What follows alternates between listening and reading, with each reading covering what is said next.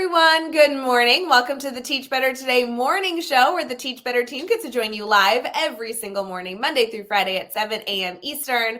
I am so thrilled to be here this morning because I am interviewing somebody that I very happily stalk and been a super fan of on his social media. He's doing incredible work in schools, and I'm sure you're already connected to Dwight, but I'm so excited for those of you who may not yet have added him to your professional learning network. I have my cup of orange juice. I'm ready for the day ahead. We'll be right back.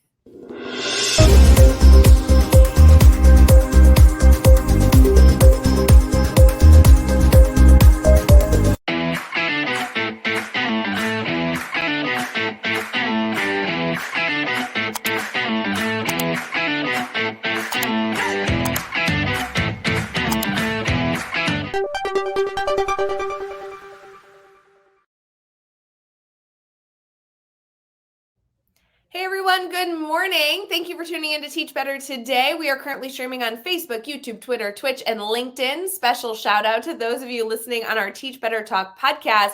We have Dwight Carter here. Dwight, how you doing? I'm great, Ray. How you doing? Good. I'm so glad that we got this time to do this because I love being able to follow your journey, and being able to interview you here is kind of a big deal for me. So I really appreciate you taking the time. I'm honored to have the conversation with you as well. Like I said, I watch your work every day, all the reels on Facebook and all the work that you guys are doing at Teach Better Team. So yeah, I'm glad to be here. Such an honor. Dwight, just in case our community here, maybe we have some newbies popping in and they haven't yet connected to you, I'd love for you to share a little bit about who you are, what you do, and your role in education. Well, this is my 29th year in education, so I've been around quite some time. I guess you can say I'm an old head, OG, veteran, all those good things. It doesn't feel like it's been that long, but it feels like it's been that long. So, take that as it is. I'm currently a director of student support systems for the Eastland Fairfield Career and Technical School District, which is in Central Ohio. This is my 5th year in career tech ed and my 3rd year in my current position, which was something that was birthed out of a need. Prior to that, I was an assistant principal at Eastland Career Center. But even prior to moving to career tech, I spent 20 years in Gehanna Jefferson Public Schools. I was the high school principal for 6 years, which was the absolute most impactful part of my career. Then I transitioned to be a high school principal at New Albany High School. Again, did that for 4 years. Great experience. In between all of that and what I'm doing now, I've also done some consulting, some leadership and effectiveness coaching. I'm still coaching a few clients here and there, and I still do some speaking every now and again. That just keeps my energy up and allows me to then tap into something that I love to do and also connect with other people. I'm a father of one, husband, been married almost, it'll be 20 years next March. So those are all the things. I'm a resident of Central Ohio, born and raised. That's where I'm currently staying there now. And that's me in a nutshell. Gosh, so many things to celebrate in there, one of which is the vast opportunities and experiences that you have set yourself up for to support educators. We're going to be able to dive into that a lot during this conversation, during Teach Better Today. Before we get into too much of that, it is Teacher Appreciation Week, and the Teach Better team, as well as many, many, many organizations across the world, across the nation, are doing things to celebrate educators. Do you mind sharing maybe a piece of advice, something that you really have enjoyed sharing with educators as a little gift as we head into the episode? Yeah, one of my, I guess, principles that I try to live my life by, and professionally as well, that evolved over time is the realization that we only control 2 things in our lives. That's our attitude and our actions. There's so much going on around us. There's so much talk going on around us. There's so much white noise. We can sometimes get lost in that tornado of, I'll say, negativity or criticism or just information. It's just coming at us so much. When we just slow down, take a breath, and remember why we got into the profession in the first place, we were in control of that situation, which was our attitude and our actions. Our attitude was positive and excited, and we couldn't wait to change the world. And our actions led up to that. It prepared us for the interview. Our actions prepared us for the first day on the job, the first year of the job, the second year in the job. So we always have to go back to remembering We're in control of our attitude and our actions. And underneath that is why we got into the profession in the first place, regardless of our position. Position might change, but our purpose pretty much stays the same. And that, for me, is to positively change lives and impact futures. So I want to remind teachers to stick to that reason why you became an educator in the first place.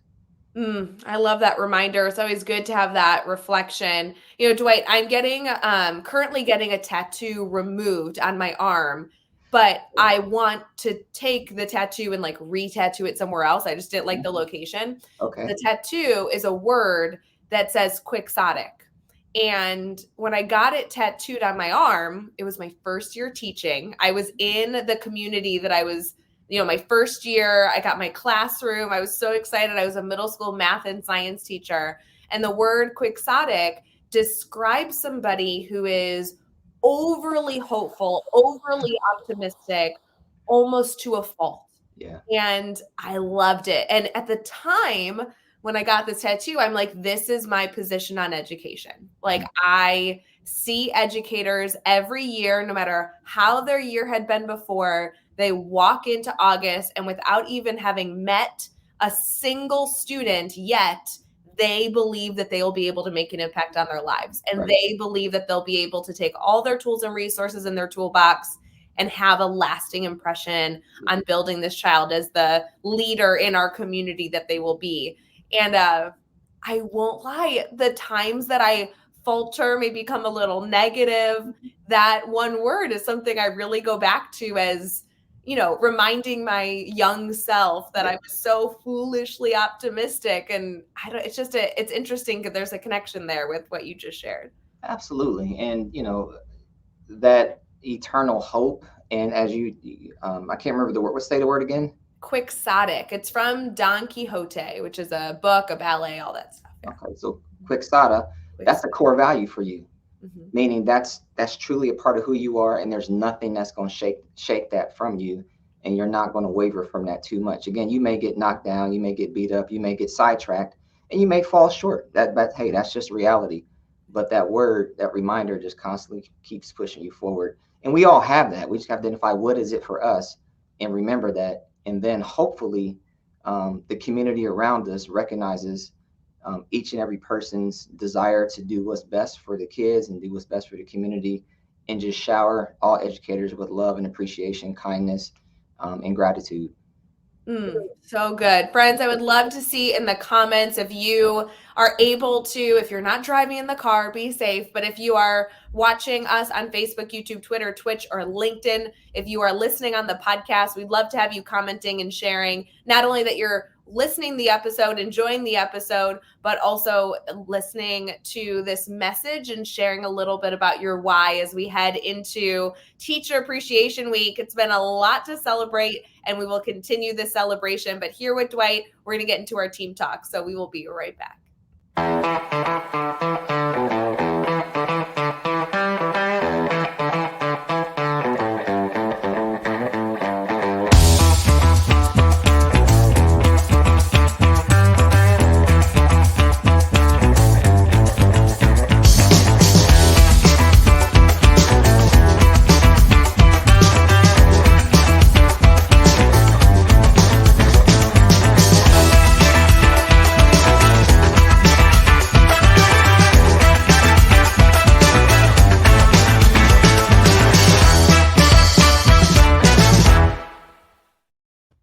Hey everyone, thanks for sticking with us. We are getting into our team talk section. And Dwight, this is where we get to really pick your brain on educational information that you want to celebrate in this episode and have our community think on as they head into their day. I know you have such vast experience, not only being an educator in the classroom, but also in multiple leadership roles. You also are an educator that does coaching, and you provide professional development when you find, I don't know, the few moments in your day. I don't know how you handle your schedule. It's ridiculous. Tell us a little bit about what comes to mind in March. We're at the beginning of, May, as I'm mixing up my months. We're at the beginning of May. Educators are trying to, end the year strong. This includes classroom teachers and educational leaders. What do you feel like they need to hear right now? The message we we reinforce in my district, which is again Eastland Fairfield, is we remind everybody of our theme, which is one team, one dream. And the reason why we remind people of that theme right now in May is because so much is happening, and the time feels like it's shrinking, because the end is near. We came off of spring break and everybody's hopeful it's the fourth quarter.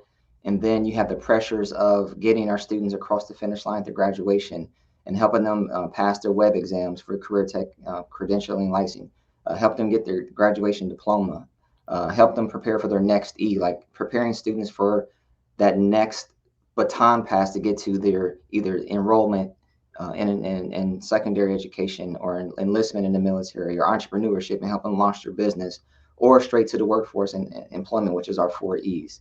So right now, I would say remember the enthusiasm you had in August.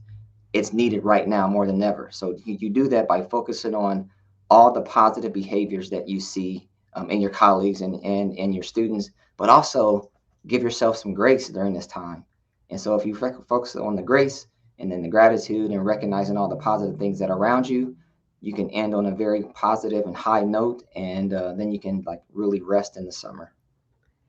Dwight, as people share their call to action to end the year strong, for many educators, they're like, where does this energy come from? Right? Like, we're like, okay, can we get Monster Energy to send us all energy drinks? Because sometimes the passion is dwindling in May. Yeah. I love your and appreciate your call to action to ensure that you're focusing on the positives to fuel that energy, because it has to come from somewhere. You gotta give yourself the oomph as you walk into the day and really know how you're going to collect that energy. Sometimes it's challenging.